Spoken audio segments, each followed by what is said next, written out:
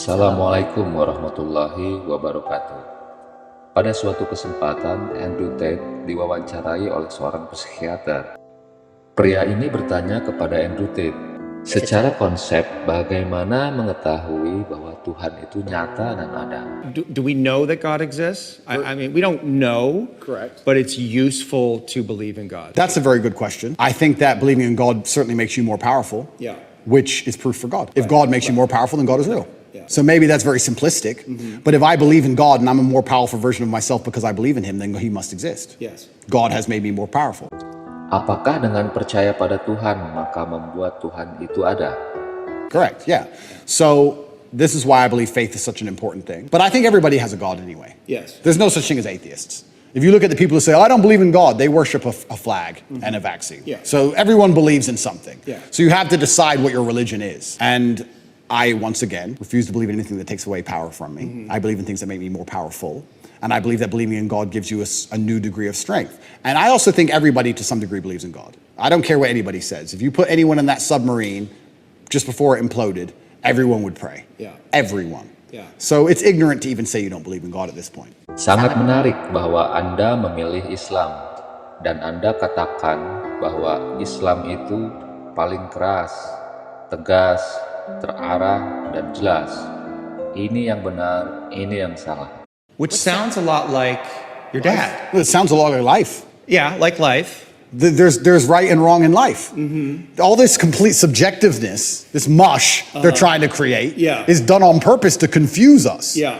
I like the idea of right and wrong. I like the idea of not having a choice. If you're hungry and you walk in to buy a sandwich and there's 100 sandwiches, it takes 10 minutes. If there's one sandwich, isn't life easier sometimes? Yeah. So all this subjectiveness and all this choice and all this garbage, sometimes when I'm like, okay, I want to be a good person, I want a framework to adhere to that makes me a good person. Well, this is very clear.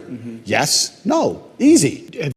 Apakah Anda pernah mengalami pengalaman tentang Tuhan? Mungkin seperti pengalaman supernatural, atau apakah Anda pernah merasakan Tuhan? I absolutely feel Him, and there's certain times where I may feel particularly energetic. When do you feel God? So usually when I'm feeling powerful.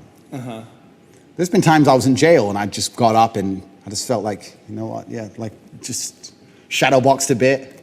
I don't know. It's like you just felt it. Like I'll be okay. I will win. I don't feel God when I'm sad or something like that. I think that the whole idea of spirituality, and I believe God Himself, He wants the best for you. It's interesting, yeah, how we're tying religion to my worldviews, because my worldviews were the same before religion.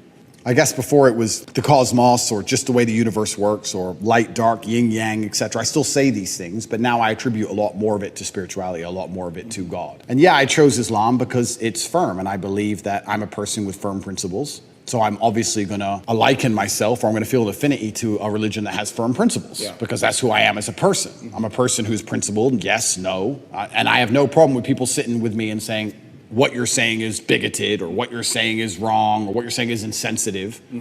I think Islam also has a similar issue. Andrew memilih agama yang jelas dan tegas.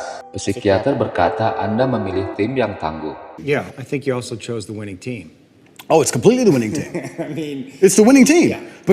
and it's the winning team, and I didn't choose it because it's the winning team. It's just the winning team because it has principles. yeah, I agree. And unfortunately, when you have no principles, if you don't believe in it, if you have no hard line, if you'll accept anything, then you don't believe in anything. Yeah. As soon as you'll accept anything, then you have no hardcore beliefs. If you have any set of principles, or you have any things you believe in, there's going to end up being a barrier, and the people who fall outside of those barriers are going to be offended by it. That's the reality of it.